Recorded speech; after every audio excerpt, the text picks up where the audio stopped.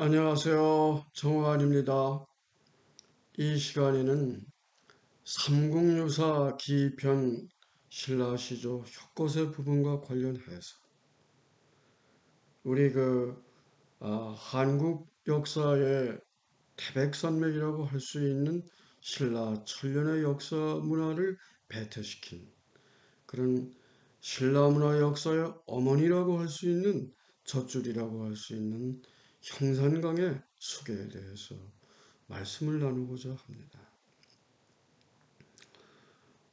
작은 고추가 맵다는 얘기가 있습니다. 형산강의 유로 연장은 60km 정도, 아마 정확히 62km인가로 나와 있을 겁니다.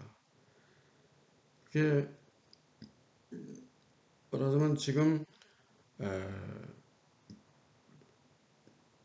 울산광역시 울주군 투서면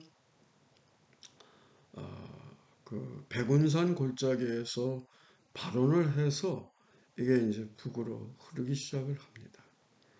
그래가지고 두덕면에 그 중리천과 합류가 되고 다시 이제 경주 쪽으로 와서 명계지에서 흘러내리는 물을 합류하면서 그게 본계가 돼. 그래서 바로 내려오면 경덕왕 등침이 있는 그 이제 그 박달지에서 발원하는 내남면의 이조천과 합류를 해서 흔히 이제 서천이라고도 하는데 공식 명칭은 형산강입니다.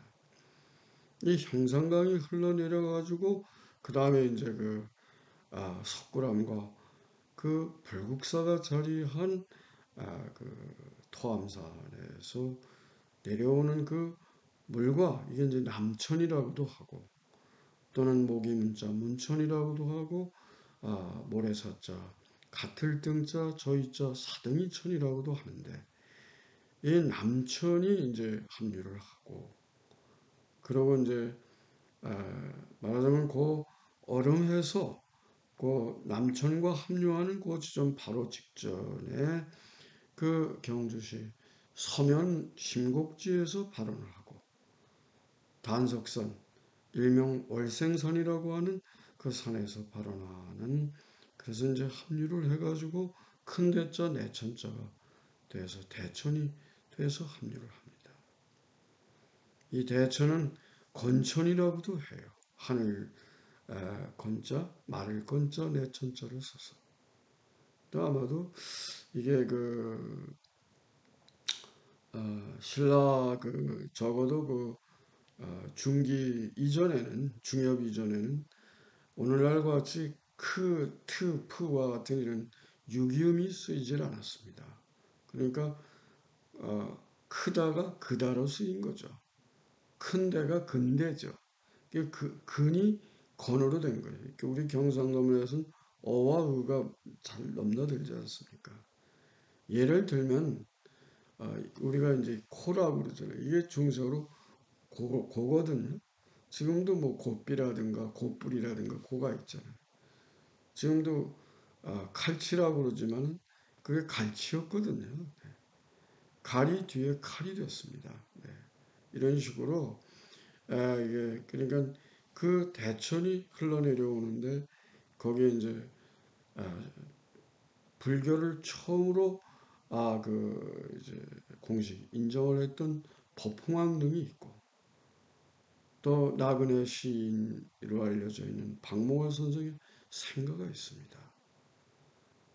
그래서 이제 내려오다 보면은 이제 소위 보문호 또 덕동호에서 흘러내리는 이제 말하자면 그걸 이제 북천이라고도 하는데 상류사에 그냥 알천이라고도 했어요.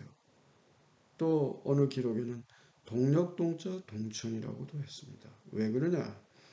그게 이제 보문호 위에 덕동댐, 덕동천에서 내려오는 물을 하나의 이제 댐을 더 막았잖아요. 덕동댐을. 그게 이제 식수원으로도 쓰이지만은 홍수가 많이 질 때는 홍수 통제 기능을 한다 이 말이에요. 이 덕동천이 이제 어디서 흘러내리냐면은 소위 이제 무장산이라도 하고 동대봉산이라고도 한 600고지쯤 되는 데인데 거기서 흘러내려 가지고 그것이 이제 내려와서 애고지라고 하는 애고지 청소라고 하는 이 금장대가 있는데죠. 그 이제 그 경주 동국대학교 경주분교가 있는 그 얼음입니다.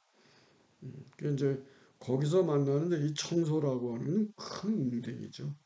근데 실제로 가보면 그 얼마 전에도 가보니까 참 그 경치가 아름다운데 금장대에 올라보면 백일홍 꽃이 활짝 폈더라고요.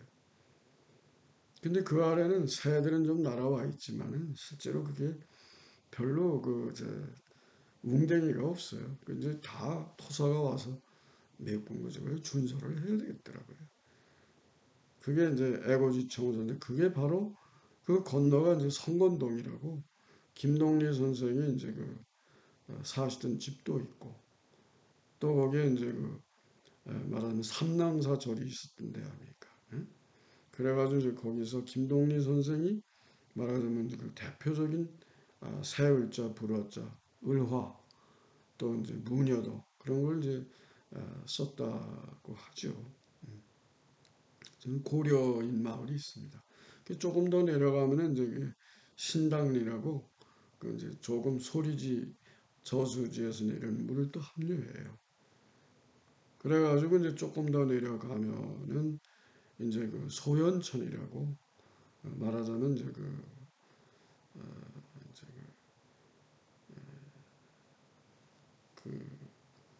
조선조 말기에 또 대한제국 시절에 인내천을 내서서 사람이 곧 하늘이라고 해서 통학을 주창했던 수은 최재호 선생의 생가가 있고 그래서 용담사라는 데가 있습니다. 제 학교 친구 가운데 이정희 선생이라고 그 사람이 이제 재작년까지 천도교 교령을 했습니다. 얘기를 들으니까 봄, 가을로 그렇게 와서 향사를 모신다고 그래요. 아주 큰 행사죠.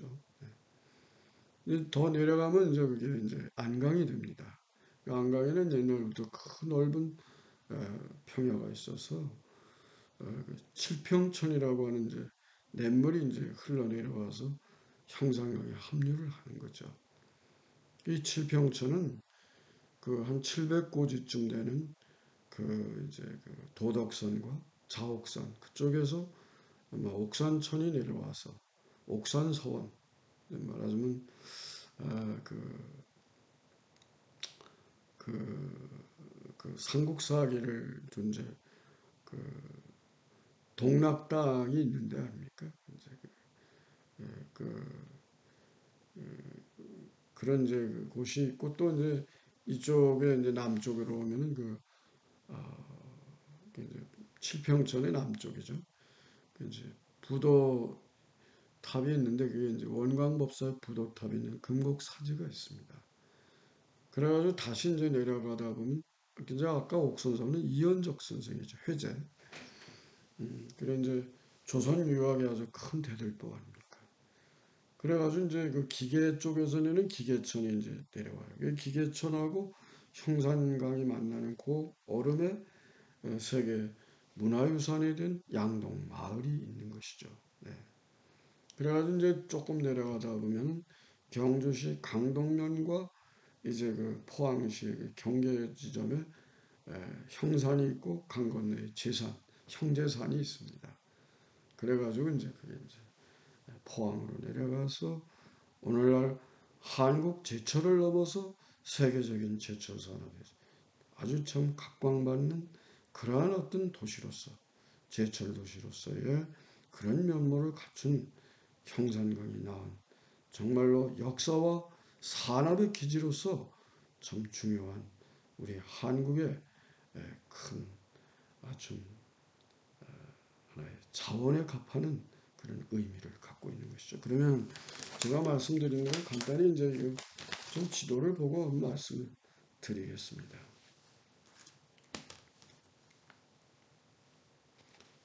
그러니까 이제 요게 울산과역시 두서면이죠. 요게 이제 백운산 쪽에서 내려오는 거고, 요게 두동면이 이제 치술령이 있는, 예? 이제 김제산, 박제산이라고도 합니다. 삼국사인 박제산으로 나오죠. 여기서 이제 물이 내려오고 명계지에서 내려와서 본계로 해서 내남면서는 이조천하고 박달리에서 오는 거. 그래가지고 아까 말씀드린 경도왕릉이 있고 경해왕릉이 있고 포석정이 있고 여기에 이제 권천 아까 왜 이제 그 박목월 선생의 생가가 있고 법홍왕 능이 있고 이제 여기 이제 삼국 통일의 기초를 놓았던 그런 이제 맞으면 기틀을 놓았던 이제 무령왕릉이 있고 그 아래 김인문 선생이 있고 여기 이제 선도산이 있고 그 다음에 이제 이쪽에 동쪽에 토암산이 있다면 이게 한 700고지쯤 되는 여기 한 300고지쯤 되는 선도산이 있고 남쪽에는 뭐가 있어요? 이게 이제 남산이 있는 거죠. 요게 이제 말하자면 금호봉이고 제일 높은 게 고위산입니다. 494m쯤 되고 이 북전에 있는 게 요게 이제 백률사 2차돈에 잘린 머리가 날아갔다. 그래서 이제 여기에 백률사를 지었는데 요게 뭐한 소금강이라고도 하고 금강산이라도 하고 금산이라고 하죠.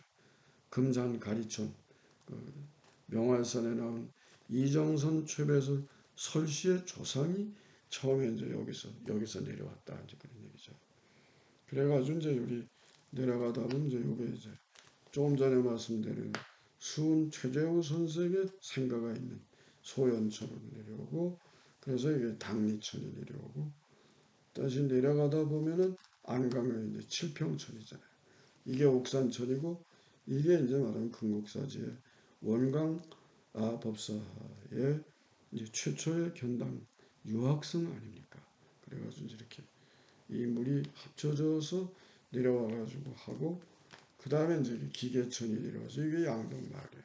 아까 말씀드린 대로 많은 사람들이 찾아옵니다. 그래가지고 이제 여기에 강동면이 있다고 그랬잖아요. 여기에 형산이 있고 제산이 형제산. 요 사이에 여울목이 돼 있죠. 그래가지고 이게 이제 포항으로 해서 영일만으로 빠져나가는 거죠. 이게 제철, 포항 제철 아닙니까? 작은 고추가 맵다는 말이 있습니다. 그러니까 정말로 이러한 형산이 낳은 역사문화의 어떤 서랍을 신라의 천년, 이 신라의 천년이 문무왕 때의 통일신라를 완성하면서 북에는 고구려가 망한 지 30년 뒤에 698년에 발해를 갖다가 이제 건국했지 않습니까? 대조영이. 고구려의 1.5배입니다. 5경 15주 60 2주로 이렇게 돼 있는 것이죠. 그래 이제 제가 한 3년 전에 장춘 한 800만 도시쯤 되는데 길림 외국어대학에 1년간 있으면서 삼국유사 사전을 만드느라고 자료를 먹고 여기저기 참 이렇게 하는데 정말 어쩐지 가슴이 아리더라고요. 만주 원류고를 보면은 이 청나라 권룡 황제 때 아계를 중심으로 하는 33명의 학자들을 10년 동안에 이제 그렇게 차관급의 예우를 해서 8만 권이 되는 중국의 역대의 모든 경사자집의 그런 문집에서 이제 청나라가 만주족이 세운 나라 아닙니까? 그러니까 만주족과 관련되는 만주와 관련된 모조리 빼가지고 만든 게 만주원류고예요. 거기 보면은 신라의 문무왕이 거기도 이제 말하자면 일부 하여튼 통치를 했다는 기록이 나옵니다. 백제 또한 그렇습니다. 고구려는 잘 보이질 않더라고요. 부여 마찬가지입니다. 그러니까 남해는 통일 신라가 있고 북에는 발해가 있었다. 위대한 남북국 시대를 우리가 열었던 그런 역사의 현장이 아닌가 생각할 때 정말로 안타깝고 그지없더라고요. 앞으로 우리의 영토는 현실 지배는 어렵지만 홍해인간을 중심으로 하는 우리가 청동기 문화의 가장 앞서는 그런 문화를 가지고 있었던 우리의 문화 영토를 그런 어떤 문화적으로 또 여러 가지 경제적으로 되찾는 그런 운동 그런 움직임 그런 것이 해서 우리가 고조선 이래로 반맞는 역사를 자랑할 것만이 아니라 이걸 잘 형산이 이런 신라천년의 역사를 남북국 시대를 열어주었던 것처럼 오늘날의 그런 제철 산업의 기지가 됐던 것처럼 우리도 좀 뭔가 새로운 어떤 각오로 이런 어떤 문화 산업의 기지로서 서랍을 역사 문화를 살리고 관광 산업을 살리고 제철 산업을 살리는 다시 이런 형상강 문화의 어떤 부활을 가져와야 되지 않겠는가 그런 생각이 듭니다. 여러분 머지않아 한가위가 되고 있습니다.